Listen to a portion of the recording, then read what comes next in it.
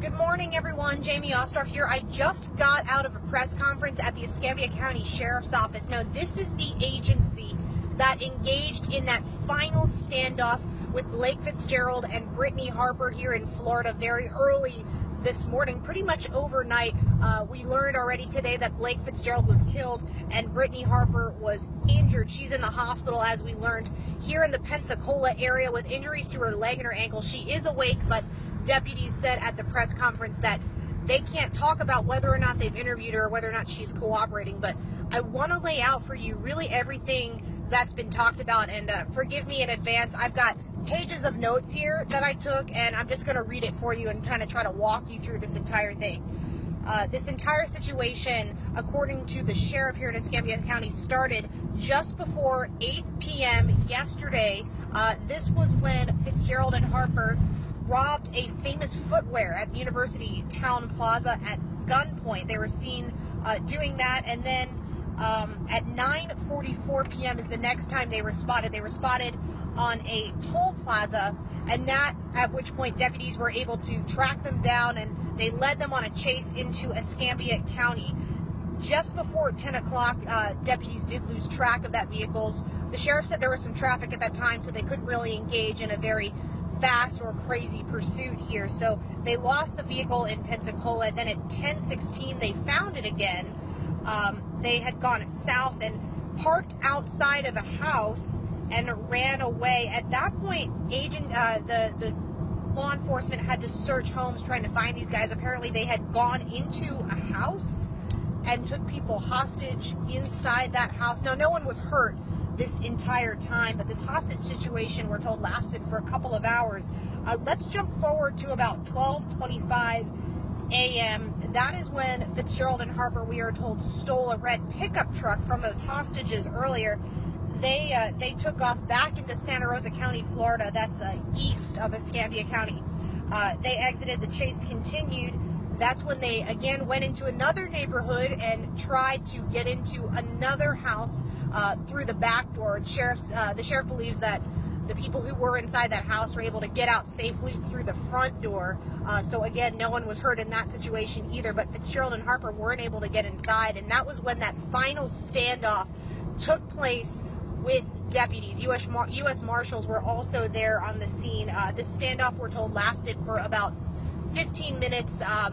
Here's the bombshell that we learned at this press conference. The sheriff said Blake Fitzgerald used his girlfriend, Brittany Harper, as a human shield during the situation. Now, again, there were some deputies, and they did injure a woman, and they did kill a man with their bullets. So, of course, now the Florida Department of Law Enforcement has to investigate as procedure.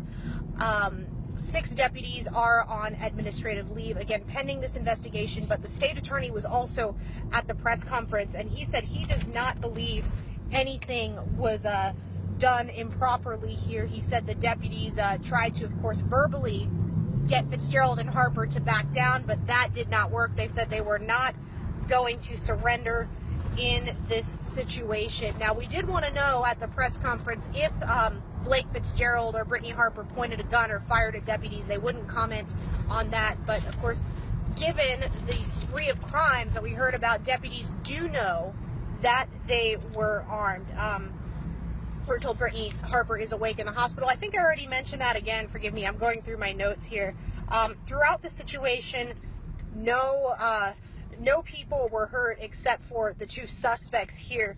Now, there's going to be a list of charges here for Brittany Harper, who is still in the hospital, so she hasn't officially been arrested yet. Those charges include anything just related to the chase and the standoff. That's home invasion robbery, false imprisonment, and grand theft auto. Of course, we know about all those charges she's facing in Tuscaloosa, Hoover, and Vestavia Hills, but I did ask the state attorney if the feds are involved in this, and he was also asked, whether or not she was going to be extradited to any of these other states, and I can quote him here: she's going to stay here in Florida till we're done with her. So they've got a big case that they are building. They're told they are going to use witnesses and testimony in this case from victims in Perry, Georgia, where another kidnapping robbery or another robbery took place.